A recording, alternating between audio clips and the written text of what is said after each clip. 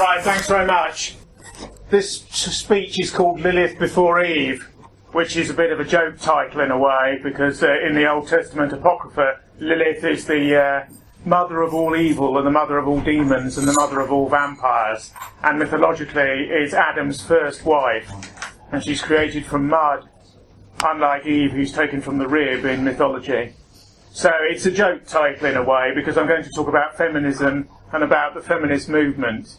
Now, I'll dispense with the Shirley Williams idea about feminism, that it's just equal pay for equal measures and equal work done, that it's just a sort of form of generalised, pre-packaged egalitarianism between the genders, because that's not very interesting. What I'm going to do in this talk is look at the most extreme and marginal elements in feminism, which you can't entirely categorise as left or right, because it's a movement off to one side by itself to a degree, and I'm going to look through them, probably going from the most extreme to more moderate examples of same. Now, what is the most extreme piece of New Wave feminism from the 1960s and 70s? Probably it's the Scum Manifesto. The Scum Manifesto, that's what it was called. Yes, the Society for Cutting Up Men, which is was published by Verso, which is the New Left Books as it once was, and was produced by Valerie Solaris, who was a sort of artistic lesbian in Andy Warhol's circle in relation to the factory movement.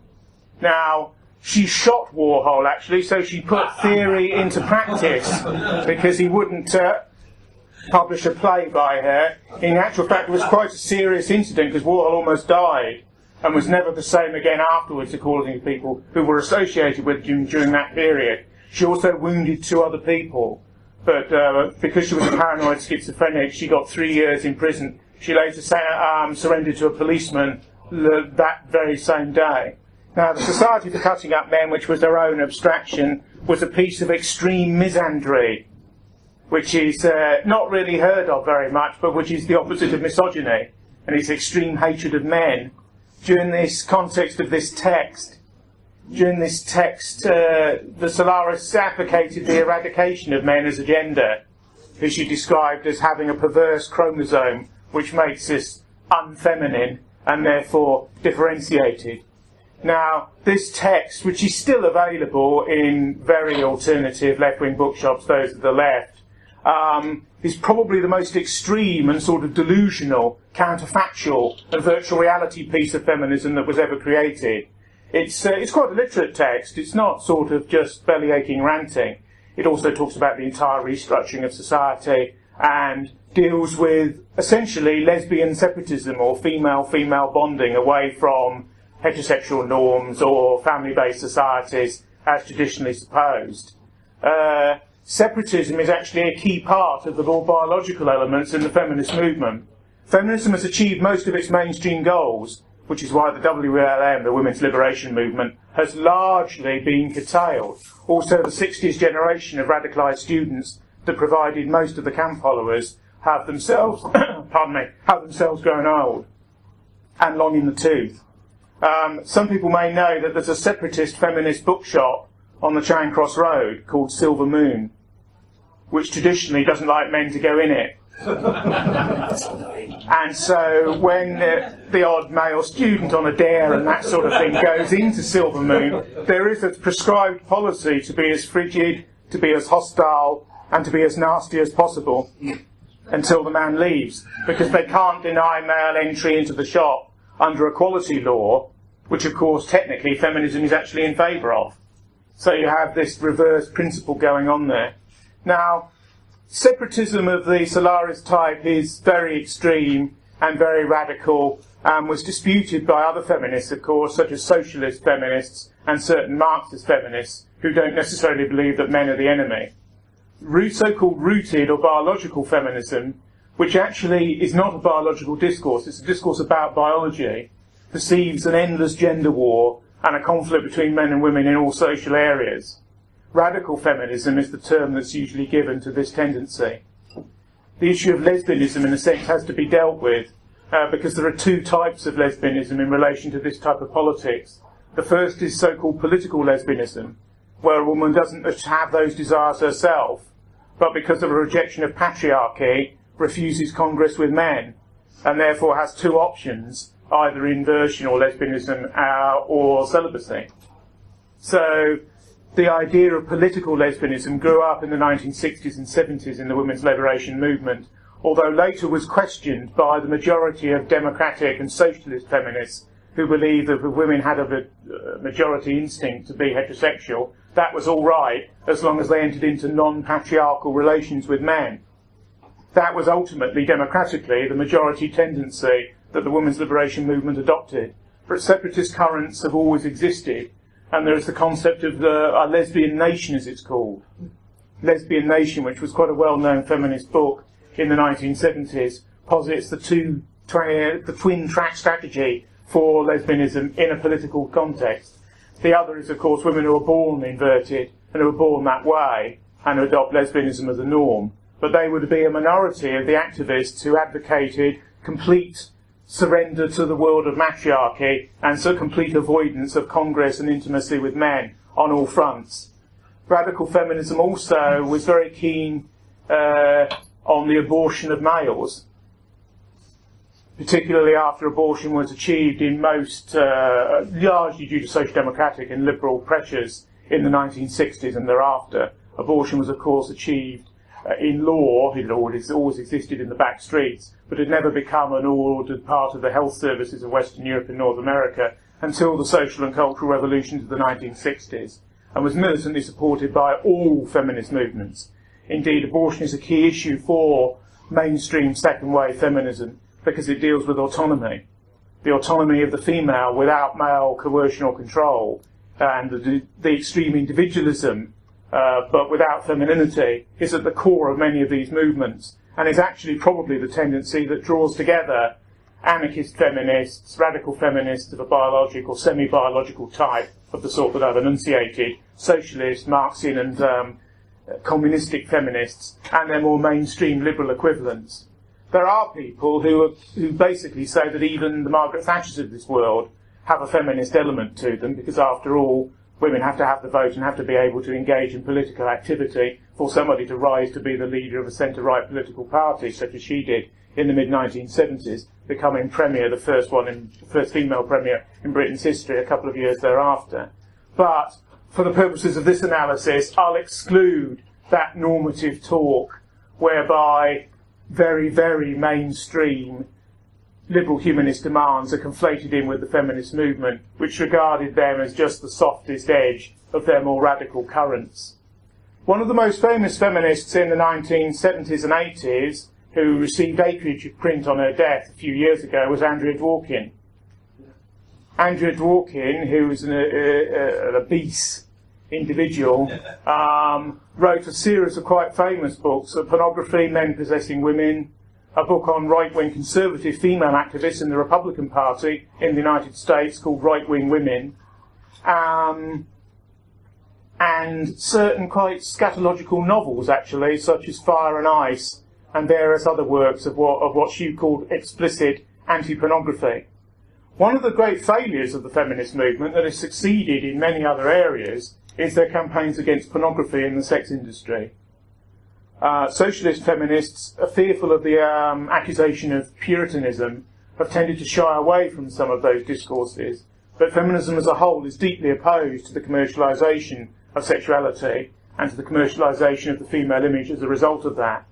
In the 1960s, a whole potpourri of different left libertarian and other demi-Trotskyite notions came up, and some of them were in conflict with each other. Sexual libertarianism and extreme freedom and extreme hedonism clashed violently with the neo-Puritanism of quite a lot of the feminist movement. In their campaigns and strictures against pornography, from Page 3 in The Sun through to so-called and alleged snuff movies and everything in between, feminism has distinctively failed. It's failed to make any inroads on the commercial activities of pornographers. It's failed to decrease the profitability of these areas. People will be aware that large parts of the British print media are now owned by pornographers or ex-pornographers, as the fortunes of these people have been mainstreamed since Raymond and Sullivan and others started these businesses over 40 years ago. Again, allowed to do this by the social reforms of the 1960s. So many feminists used to have Reclaim the Night marches, as they used to call them. Reclaim the Night, where they used to go around with candles and various torches late at night, particularly in the sort of pornographic or sin bin areas, the red zones that exist in all cities. There's one in London, of course, sort of equidistant with the streets around a particular district of Soho. It's probably about a quarter of a mile square. And traditionally, feminist marches used to go around these areas. Sometimes actions would be engaged in which are socially and civically illegal, such as the supergluing of the locks of various pornographic bookshops and film distributed agencies and that sort of thing. One of the more interesting corollaries is that the feminist movement took a very radical turn in Northern Europe or Scandinavia, simultaneously with the commercialisation of the hardest type of pornography in those same countries. So you see a culturally schizoid phenomenon going on there, where the 60s lead amongst their people who came out of them in quite contrary and diverse directions. You see one tendency of opinion, militant feminism, that wants to close the sex industry down and does not regard it as a legitimate form of capitalist enterprise. This is irrespective of criticisms when they have capitalism more generally. And you also have an enormous range of left libertarian and more liberal spokesmen and women who regard pornography as essentially legitimate. But it is interesting that feminism has had an utter defeat there. Although most far-left movements retain a certain puritanism in relation to sex industry issues, the Trotskyist left on the whole regarded the emotional pornography that women read for romance fiction and that sort of thing as on a par with male pornography, and hates to make moral judgments of a bourgeois character. But most traditional communist movements, if they can be described as traditional, most authoritarian and Stalinoid type movements, banned pornography, as indeed the Soviet Union did basically from the Stalinist period after Trotsky was defeated internally in the internal battles with Stalin after 1928. The Soviet Union is an interesting example of the sexual politics of the extreme left. Between 1918 and 1928, almost all inhibitions were flouted, at least in law, although the effect of that on Soviet life was more marginal. And almost every sexual tendency was permitted between about 1918 and 1928. You moved from a Tsarist, conservative, and highly socially authoritarian, conventionalist and conservative apparatus to almost complete libertarianism in these areas. One feminist that was very important for the Bolshevik movement was Alexandra Koltsynaya, who was an ex-aristocrat who later became ambassador to Mexico, partly to get her out of the Stalinist purges, and was regarded as a Bolshevik heroine, not least because of her taste in young Soviet sailors of a battleship Potemkin type. Now, she wrote a quite well-known novelised state socialist fiction called A Dream of Worker Bees, I think, in which men and women live in spartiate-type communes and don't intermarry with each other and engage in what is called free love. The doctrine of free love between men and women, in other words, no traditional family structure, no monogamy, no heterosexual bonding, and a more looser sort of infinite rather than finite relations, goes back to most forms of utopian lesbianism in the 19th century and underground and bohemian movements, and resurfaces in the 1920s, resurfaces again in the 1960s. Wyndham Lewis, who's a modernist right-wing intellectual who's influenced me quite a lot in my life, had the theory that radical counterculturalism from the left has three phases in Western society in the last 200 years, although he never lived to see the third one. The first one is in the 1890s, in which you have an elitist zone of decadence, if you like, and bohemianism, radicalism. The next one is in the 1920s, the so-called Jazz Age, when there's a blowout culturally from the devastation of the Great War. You have a sort of endless party on easy credit that the Great Depression brings to an end in 1929-30.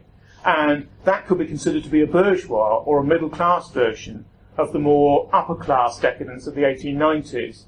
And the next great splurge is the baby boomer generation in the 1960s, who in a sense have a lower middle class, bourgeois and proletarian bohemia, a mass bohemia, based upon student activity and based upon all of the economic privileges which in a sense accrued in the post-war era and which are now being taken away.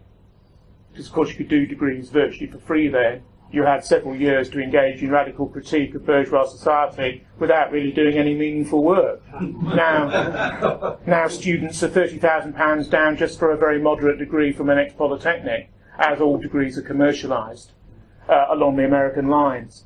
And that's one of the reasons for the complete de-radicalisation of contemporary students, which is very noticeable. Apart from animal rights, some residual feminism and ecological activity, there's almost very little radicalism going on in the universities outside what certain radical Muslims get up to, watched by the security services.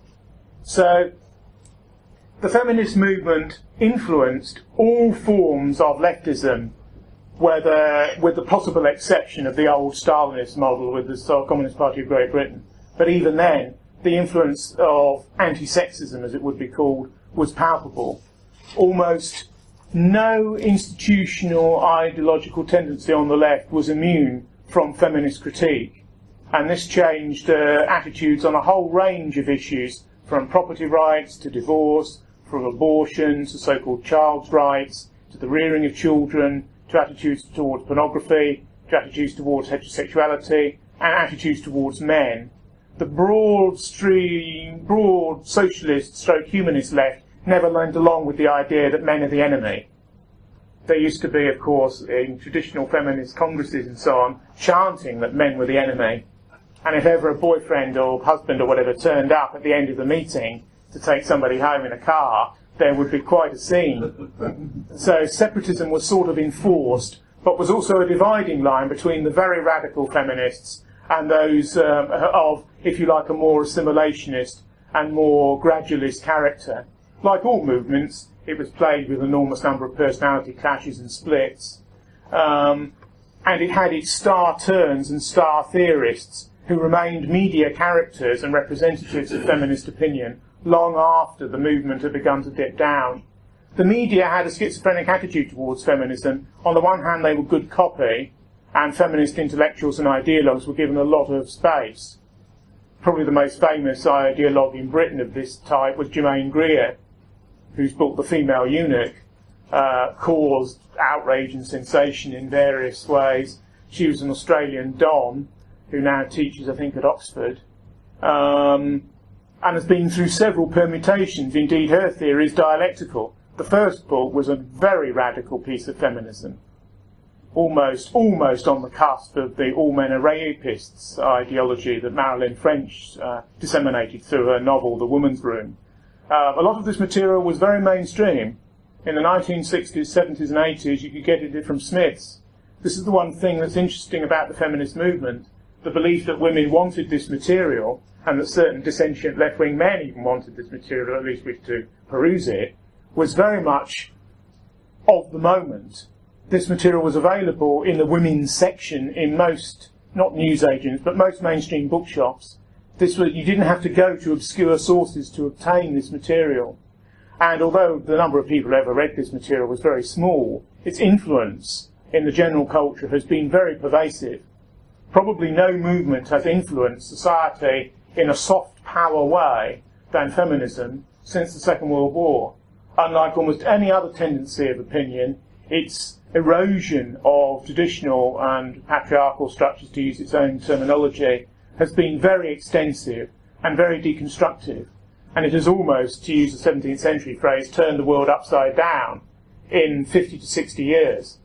If you consider that all laws in relation to divorce, in relation to abortion, in relation to pornography, in relation to most mainstream male-female relations, and most of those relations per se, were the opposite, or slightly less tendentiously the semi-opposite of what they are now, before I was born. I was born in 1962. In 1962, abortion was illegal, divorce was very difficult to come by, contraception was difficult and highly medicalised and somewhat obscure. Relations between men and women were quite traditional. Mass mainstream pornography and the growth of the so-called sex industry and its invasion of all other medias, because one of the tricks is the contemporary media resembles the pornography now of the 1960s and 70s. because the pornographisation of mass media is again one of the most salient factors which has occurred in the last 40 to 50 to 60 years.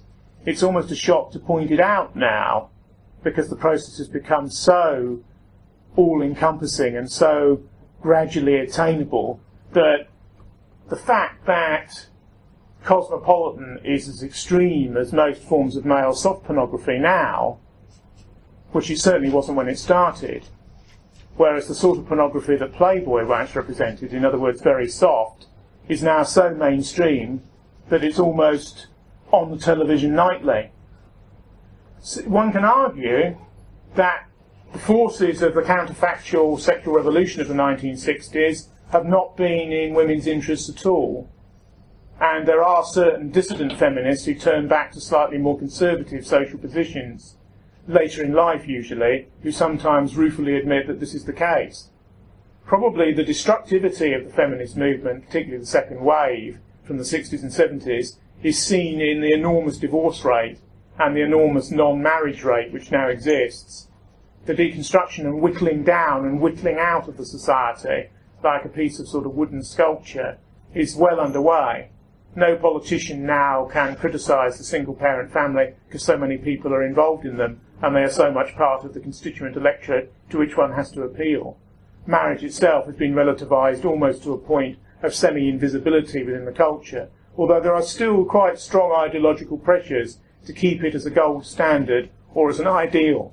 But the very difficulty that a policy as tame as giving tax breaks or exemptions to married families that the Cameron government has tried to instigate around the margins shows you the difficulty in a lone area of ploughing back on what has occurred in all other areas.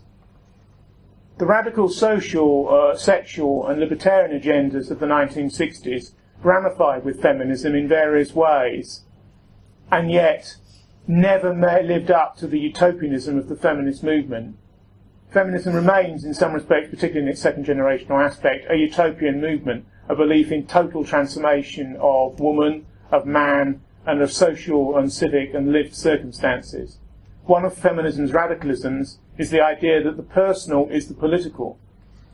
Many people, when they leave a room like this, or whatever tendency of opinion they support, drop their politics away from them in their private life or in the way in which they actually live their own life. That would be true of many people who have even quite pronounced political views. Feminism is based on the idea that everything that one does, from the smallest into family relationship and so on, is actually deeply political. And the belief that the personal is political, and that the personal is even more important in its politicisation than what is customarily regarded as politics, certainly electoral politics, has had enormous soft power gains. By soft power, I mean cultural power, the ability that feminism has had retrospectively to engender terror in normal relations, where quite ordinary and normal people without any ideology at all weigh sexism and weigh whether one remark was more sexist than another as a criterion of social acceptability. Few people would have heard of this terminology before the 1960s or the 1970s. Today, in certain areas of employment, it's quite a serious matter to be accused of institutional sexism or to be accused of sexism per se. And as with the corollary racism, an enormous bureaucracy has grown up to police, particularly academic discourse. There's a sort of 1984 or Orwellian element to this, where in the academic life, where people are mentally trained for the attitudes that they will carry through as educators in the future, people are taught the correct responses in a post-religious, secular and multicultural age. An enormous number of university lecturers have got into trouble over a sort of feminist and a PC agenda, to such a degree now that many will only interview female students with the door open or with a woman colleague present in case they're accused of making a remark of detrimental, objectifying, patriarchal or sexually genocidal character. This can be quite an innocent and freeborn remark in relation to what will be regarded as old-fashioned masculinity. but old-fashioned masculinity is something that's probably not too much to be found in many institutions of higher learning. Traditional colleges were segregated along gender lines. Traditional Oxford and Cambridge colleges were segregated along gender lines. Certainly there were single-sex female colleges well into the 1980s. Again, a strange byproduct of the feminist success is the deconstruction of old-fashioned all-female institutions, many of which were actually in female interests. So, feminism's successes have been multiple, but the detriment to society as a whole has been massive. Unhappiness, or happiness, can never really be measured. But from a personal or subjective way of looking at things, I would not characterise this as a particularly happy or successful era, or a particularly happy or successful culture. I think the fact that almost one in two marriages is now ending in divorce, and there's an enormous amount of dissatisfaction, which, in some respects, the two genders may have with each other. Many of these issues are not discussed, and feminism and male reactions to feminism, some of which have not been too brilliant, are actually part and parcel of many of the ongoing problems in this age. I think childlessness, radical single living, the decline in the family as a model, intergenerational decline, whereby the idea is your grandparents looked after the children and that sort of thing rather than hired help, and that you didn't necessarily need two incomes in order to survive in an average mortgage property, which is now no longer the case, have all contrived to bring about feminist victories in ways that undercut the utopianism that movement once espoused. Is feminism a left-wing movement? Only in part, although it's very difficult for the right to agglomerate its ideas in with certainly second wave or second generation feminism. Yet traditionally, the gender and the politics and the politics of the personal, being all pervasive, is something for which Marxism has little time. Only post-dated, non-Stalinist and Trotskyite types of Marxism were able to meld sexual, political, anthropological and environmental concerns in with themselves. Traditional Marxism has had no time for these bourgeois deviations. Green politics is of no account in industrialisation as a moral good, in accordance with mainstream Marxism. Similarly, semi-biological ideas about women have no place in an order which is totally socially ameliorated and understood as such. So traditionally, Marxism had little time for feminist politics, although acceding to radical female wishes in relation to the restructuring of society, such as occurred in the Soviet Union after 1917. The interesting thing which occurred is that despite the lifting of almost all psychological, social and familial restrictions between 1918 and 1928, Soviet life did not change particularly dramatically, partly because most people were struggling to survive, and these legal changes only had marginal impacts. After 1928, everything was reversed, and Stalin introduced a form of neoconservatism in the personal, political area. Family life was re-encouraged.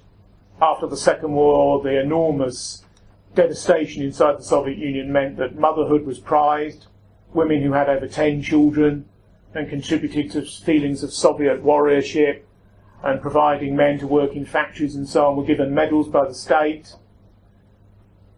Everyone knows the extreme prudery of the communist bureaucracies in post-war Eastern Europe, far more extreme than their Western equivalents. Indeed, the media in traditional communist societies, after the first revolutionary phase is over, often resembles the Western media in the early part of the 20th century, when you actually had a conservative bias, and you had a conservative society with a very small c, rather than a liberal one, tending to the left. So in my opinion, you have, up until the 1950s in most Western societies, if you analyse the mass media, you have mainstream conservative small c attitudes, whereas after that you have mainstream left liberal and mildly libertarian social attitudes. This is why these radical movements cut very deep, but they never achieve entirely everything that they want. what they do is that they are the radical vanguards. They are the diamond drills. They are the teeth in the flesh that push the thing, push the unwieldy social contract in a particular direction. Without all of these radical movements, the enormous social, cultural and exhibitionistic changes which we've seen would not have occurred. Therefore, these radicals are themselves the splinters that give off the energy that corrals other tendencies of opinion and pushes them into the mainstream. These are the ideas that are then taken up by people in a very jaundiced and hazy way. But the very fact that a television executive could be sacked today for making a programme that evinced the traditional values of the 1950s is emblematic of the fact that an enormous societal and structural and psychological set of changes has occurred. The breakdown of the women's liberation movement is partly due to the success of that tendency of opinion, despite many of the contradictions which were involved. The most famous British feminist publishing house is Virago, which was set up by a committee of women probably about 30-odd years ago now, quite late in the day. But most of the books that Virago produced were quite conservative literary works written by upper-class women between about 1890 and 1940. So you had this strange lag, basically, whereas the culture of the suffragettes was brought back by second-wave feminist publishing because that's what they had to publish. The key feminist text from the past is Mary Wollstonecraft's Bright's a Woman, which is a feminist version of Tom Paine's. She, of course, was father of a famous, in that era, left-wing family, which consisted of Shelley, Mary Shelley, his second wife who wrote Frankenstein, and of William Godwin, the mild but evident political anarchist who wrote Political Justice. Now, the key texts in feminism move from the belief in equal rights to the exchangeability of men and women. One of the more radical, small r, feminist demands is that men are feminized to the degree that women are masculinized. This is an ultimate end in sort of egalitarian social pressures. Hence, all sorts of outrider movements have been supported that disprivilege traditional forms of masculinity. The deconstruction of the traditional heroic male images that accounted for most of Western media up until the 1950s and early 1960s is all part of that project. If you analysed Hollywood films even today, in comparison to what they were before 1960, you see a reversal which is almost an inversion, although strands of what was to occur later on were widely discernible, even going back to the 30s. But again, up until about 1960, the norms of a socially conservative culture survived. Britain in the 1950s is a world away from the society that we have now. Indeed, the libertarian left pressures are such that we've received a total inversion or sort of psychological automutilation which has occurred between then and now. The interesting thing is that most people regard what exists now, they regard the content of the Daily Mirror on a daily basis as semi-normal. Whereas the Daily Mirror in 1960 was almost a completely different type of newspaper, a slightly socially conservative, centre-left newspaper that supported anti-communist trade union leaders and the right wing of the Labour Party. Now you can argue that Hugh Cudlip model, a sort of MI5 prescribed Labour model, which it was an establishmentarian ploy of that era, but the content of mass media now is so unsubtle and so pervasive in its change as to exemplify all of the tendencies of opinion which won through in the 1960s and thereafter. The irony is that many of these vanguard movements would regard the popular media of today as a sink of iniquity. This is one of the paradoxes. Adorno and the Frankfurt School are totally critical of modern mass media, are totally critical of what they consider to be the cultural industry by which the masses are enslaved, and yet at the same time, the tendencies that they represented in a purified and vanguard form have broken through, albeit moderated and assimilated, to such a degree that they've partly got what they wanted, but in a way in which they can never appreciate. It's almost as if everyone gets partly what they want and don't want combined in equal measures. The only tendencies in the West that haven't gotten what they want at all are the radical right and various forms of religious foundationalism or fundamentalism, which remain outside the circle and are conceptually demonized because they cannot be assimilated. One of the radical ideas in the 60s and 70s, a post-Marxist idea, was a cultural notion of situationism.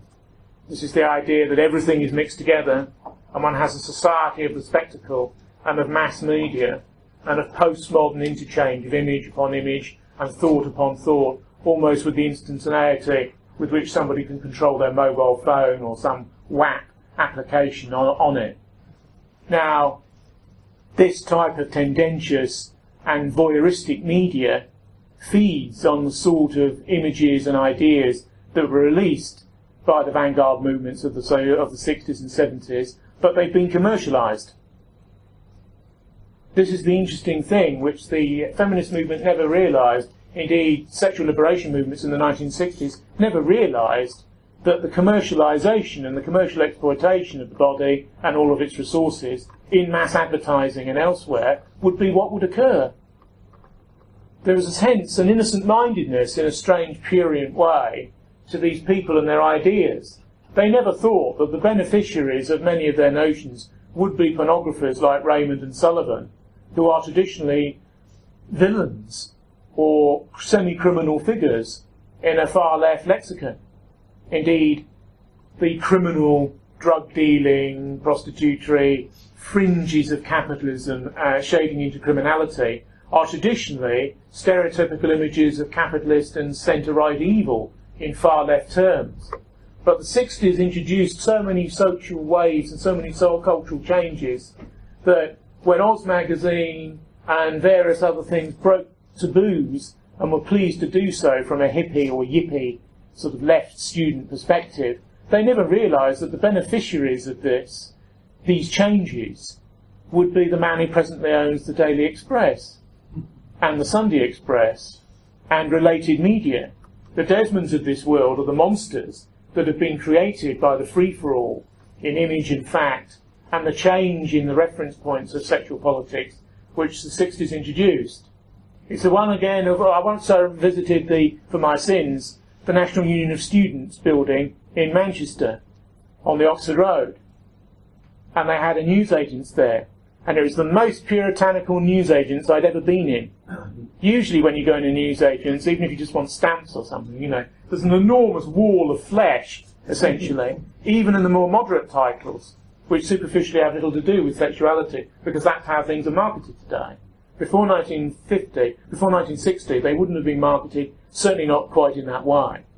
And yet there was none of this at all in this NUS prescribed building, because they had been through every tendency of opinion, from innocent listings magazines in Manchester right the way out to the fringes, and everything had been judged in accordance with how objectificatory, how masculinist, how stereotypical, how patriarchal with a large P, all of this media had been. And that which fell on one line of this particular sort of red line went into the dustbin or was returned, and that which was regarded as acceptable, and there was hardly anything that was regarded as acceptable, actually.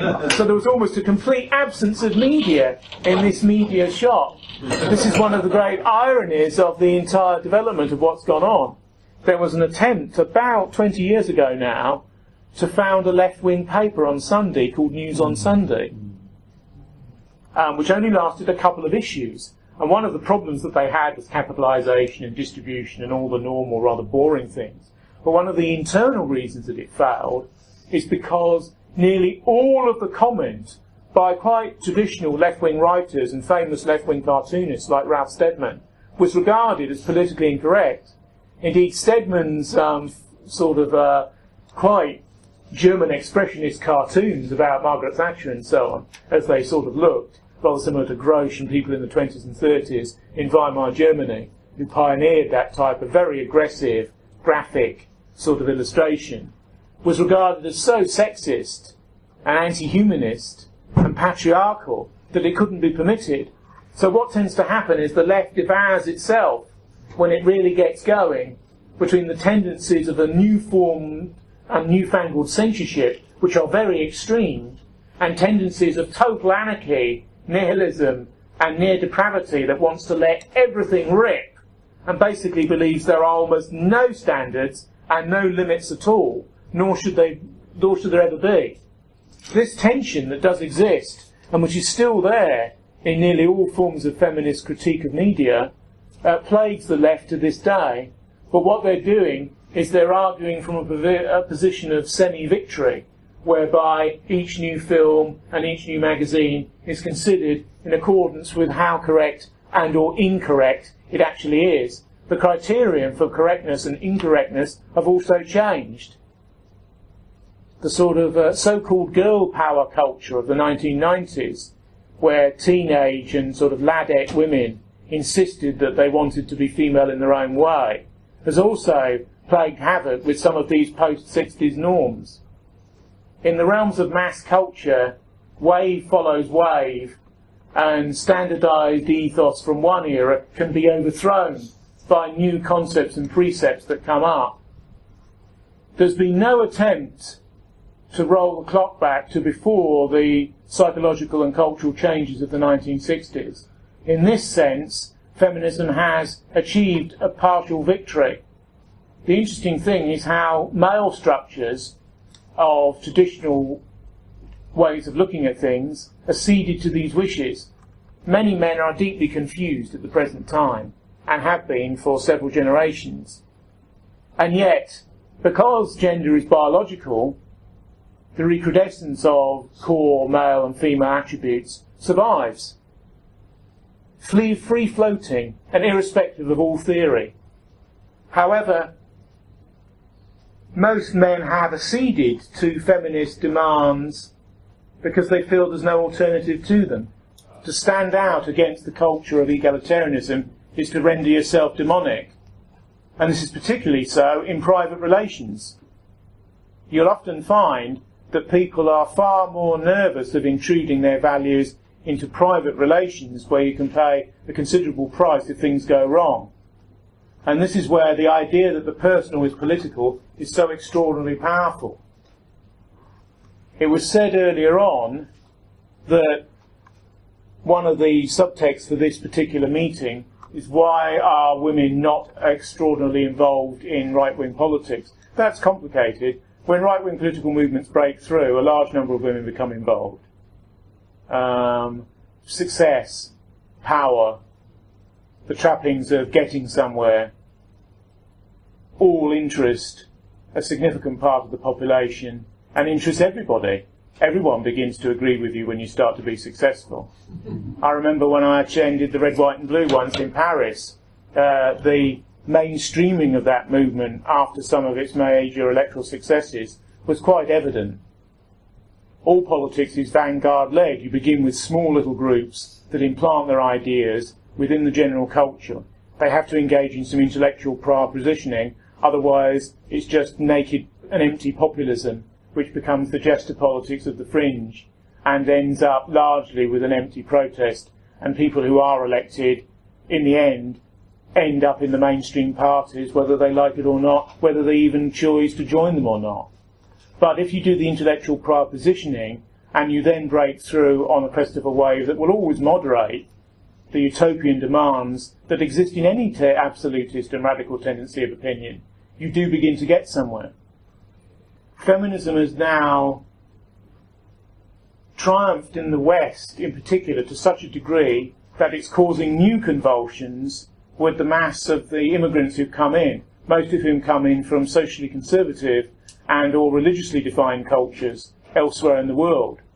One of the things that was most shocking to unassimilated to assimilated westernized immigrants is the social and cultural revolutions of the 1960s, which many of them, traditionally the older generations, just ignored and lived in their own mental space as if they weren't actually cohabiting the society in which these things had gone on. This is less so now, and what you see amongst younger immigrants is a dialecticism, whereby amongst the young they either become very Western and reject their own parents and reject the assumptions of their own communities, or they engage in a militancy grounded in their own communities or grounded in their own faith systems. So people are either going back to the traditional structures in a more radical way, without the social conservatism of the elders, or they assimilate completely into post-60s Western norms, which are now so pervasive that most people don't bother to reject them even in their own mind. Because to actually reject many of them, you would have to turn off mass media. You would have to engage in processes of alienation, in a way, from what now exists. And that's very difficult for many people, and nor do they wish to be regarded as odd or socially reclusive or corralled into a space or ghettoised in their own life. The bulk of people conform to the energies and pressures that they now feel themselves living under. Wyndham Lewis wrote a text in 1926 called The Art of Being Ruled, and he said that the idea that women would go out to work and completely compete in a male way and on a male basis would be the most easy and requisite way to undermine the family that had ever been created, far more radical in its excesses than all of the feminist and left-wing marches put together. And this indeed is what has occurred. We live, as I've often said in these talks, in a strange hybridised society where the economics of the centre-right and the social, cultural and soft power prerequisites of the centre-left have fused and merged into a left-wing capitalism, which would have been regarded as absurd in the early part of the last century. When left-wing and right-wing intellectuals actually used to meet with each other, this hardly occurs today except in media set-piece battles, which are largely orchestrated from beforehand and the results of which are unsatisfactory. When Chesterton and Belloc and Shaw and Wells used to actually have debates with each other in the early part of the 20th century, the idea that you would have ended up with a left-wing capitalism would have been regarded as utterly absurd. Utterly absurd. And yet this is what we have, because the market has realised that you can clear at the lowest common denominator level, and you can clear to a market expectancy of maximum profit by often pitching things at a low to middle common denominator, and that you never go bankrupt by underestimating the taste of the generality. Therefore you can always push things lower, and you can always achieve a maximum payout by making sure that the thing is tilted to the lowest common denominator, up to a point. And the lowest common denominator, you have to be careful to go too low, therefore you can become unacceptable and outside the frame of what is commercially convenient. But the tendency and the drift is always downwards. So you have egalitarianism, downwards drift, and the desire to make money of a maximum sort combined in a poisonous and rather noxious brew. And all over the economy, and don't forget we're living in a society where we make very little, and everything is traded on services and secondary and tertiary forms of production and added value, fueled by debt and based upon an interchangeable, movable capital economy where the movement of labour, namely mass immigration, is just one tool in the general game. So we have a situation where the deconstruction of traditional ideas of masculinity and femininity and the disavowal of the idea that they're biologically based, even though many of the critics now believe that they may well be, is part and parcel of the atomised and alienated world with which we find ourselves surrounded. Feminism has thus done much of the groundwork and the spade work for radical forms of libertarian individualism that it doesn't really agree with, because much of the objectification of women that's resulted in mass media is something that feminism has been traditionally opposed to, and yet is inexorably led to. I also think that a lot of men have taken advantage of the choices and expectations that feminism has aroused, and that this has led to a general coarsening of relations between men and women which has occurred. People don't like being done down or perceive that they have been, and they often get back in niggardly and low-grade ways, which are not too transparent or necessarily courageous. And I think there's a degree to which that has also occurred. The traditional male role models did involve heroic and self-sacrificial elements, even though, as in all human affairs, hypocrisy and venality doubtless played a part.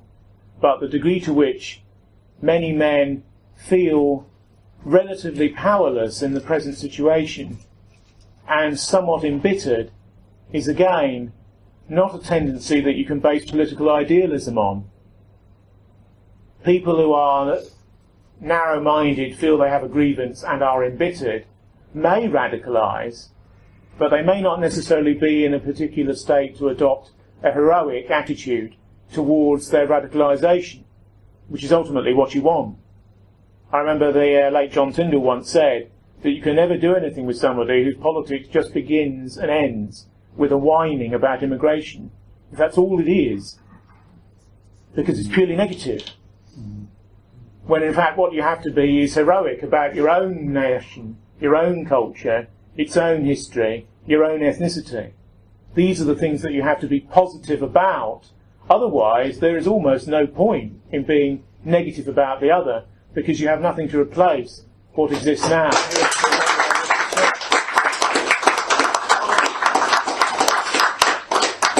I think it's also true of relations between men and women. This is a very difficult area politically, because none of the mainstream parties, apart from acceding to the post-dated egalitarian attitudes of the past, have a policy about these things. There's been a left-liberal drift in all of them now, bearing in mind the Conservatives would have at one time opposed quickie divorces, they would have opposed mass abortion, at least apart from a small minority of their libertarian MPs. Now the party basically supports all of these things because they're fearful of not getting female votes if they don't. And yet the irony is that men and women are keenly divided. On abortion, 70% of women support abortion, according to most deep Gallup polls. But 20% of that support is actually very, very thin.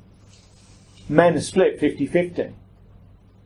These debates are very aggressive and very toxic. One of the reasons that mainstream politicians rarely address them, because these are primal issues, or at least they tend to the primal. And if you upset people on primal issues, they will never forgive you if they don't already accede to your notions, and you've lost them in relation to all other areas of the spectrum.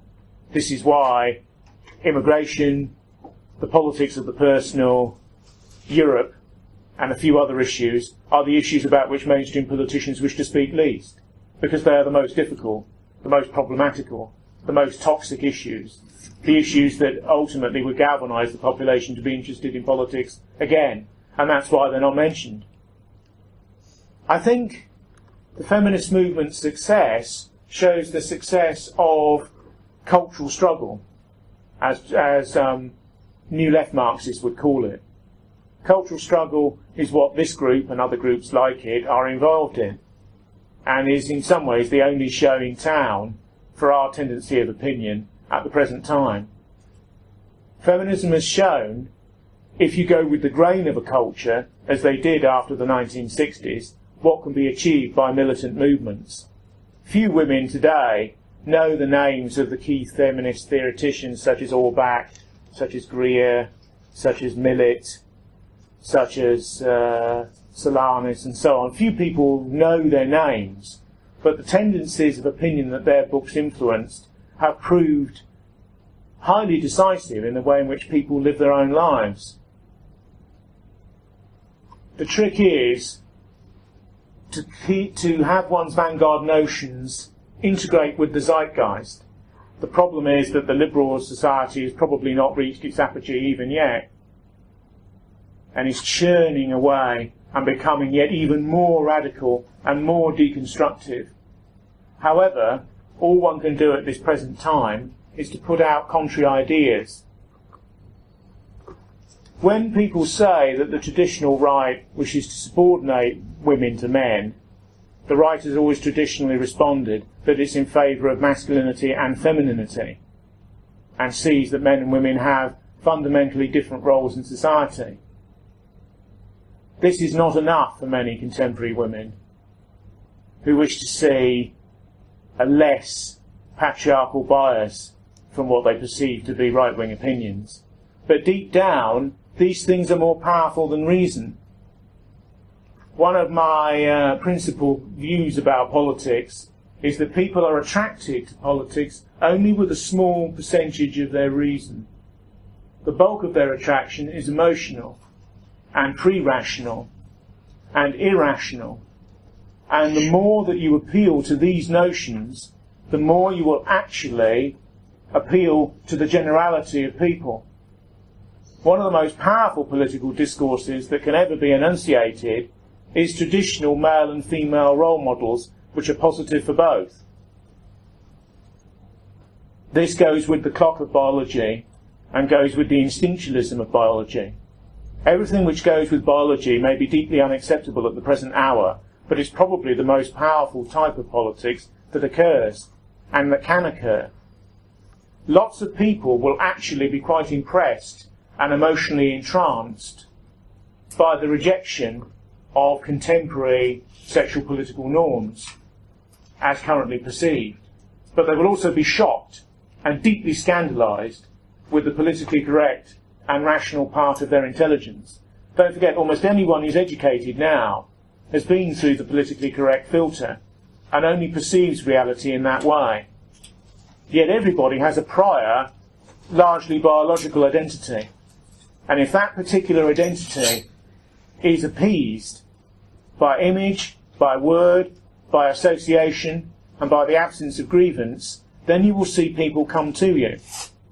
My view is that the more one attempts to rescue female and male ideas of a traditional sort from the more of the new left and from second-generation feminism, the more you will have the implicit and the intuitive support of generations as yet unborn. Thank you very much.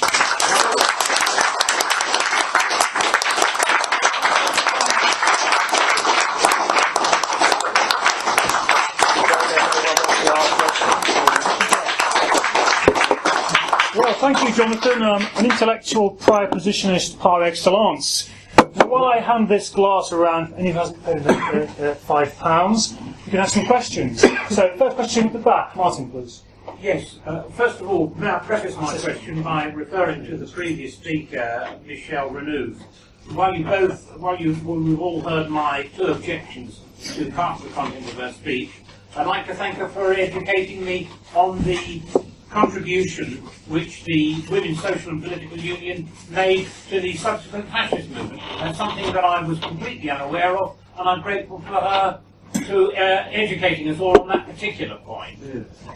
So far as your talk, Jonathan, I've for long years heard right-wingers, nationalists of various kinds, equate the downfall of our society with general immorality, and I often hear the downfall of Rome was caused by sexual license, depravity, blah blah blah.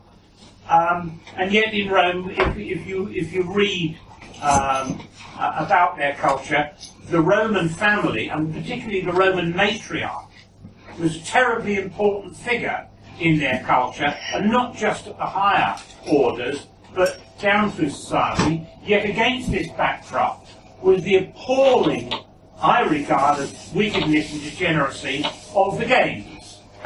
Not just cruelty to animals, but cruelty to humans, and the sexual activities associated with those, quote, entertainments, unquote. And yet the Roman Empire lived well. It became really great at about the death of Christ and went on for another 400 or 500 years. So can we really say that what, from a Christian perhaps point of view, we would regard as depravity or whatever, is a contribution to the decline of a society as such? Or are we barking up the wrong tree in trying to assert, because a lot of right-wing people don't tend to be very political, really genuinely political, and they revert to mummy's teachings or school teachings about Christianity and goodness, and that these are all mixed up, and that we're wrong to do that. Well, I think it's the ethos in society. I don't believe, I'm a Nietzschean essentially, so I don't believe man's naturally good anyway. All societies will be partly degenerate and decadent. It depends what type of decadence you get.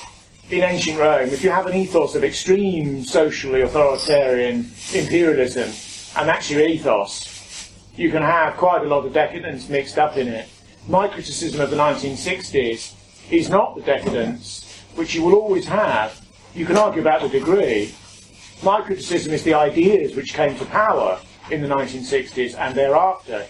Decadence is part of human nature.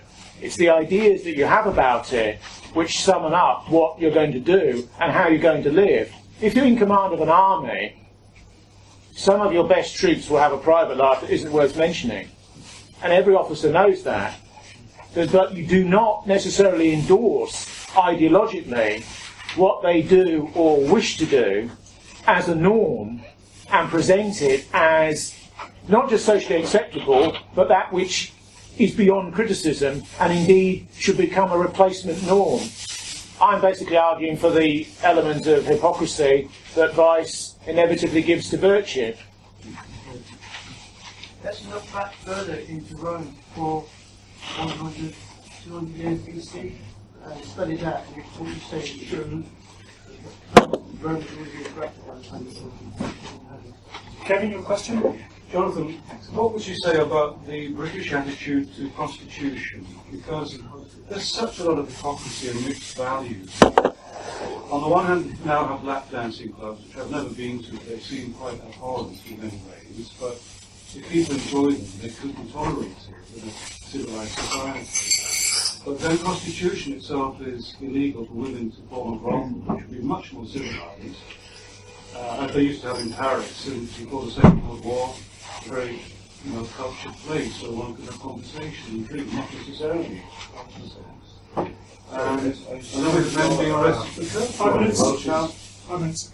Curb crawling syndrome. Yes. And where men are demonized for doing what comes naturally, and it could all be solved so easily by good legislation.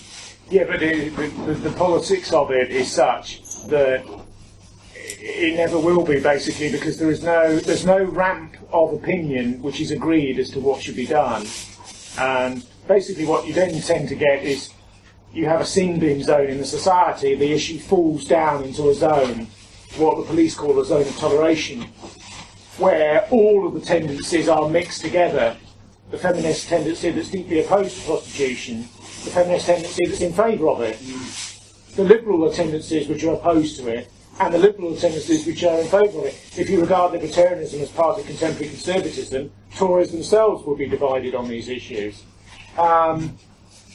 Prostitution is always a very difficult issue. I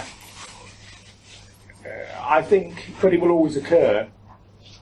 So I just read an interesting book, Dan Cruikshank, The Secret History of London, and all about the sex industry. Yeah, like good over hundreds of years. You can see how attitudes change. One time it was like Amsterdam, with women in a certain part of London would perform in the window, and a lot more explicitly as well. There's sort of one moment there was a tolerant attitude, the next moment there was one more conservative and less tolerant, and it seems like over hundreds of years. No, attitudes change. It's like a cultural thing. It goes round in cycles. Yes, that tends to the Spenglerian view that things are cyclical. And in a sense, one hopes that they are, because it means that our ideas are due for a bit of a renaissance. Okay, good. On that note,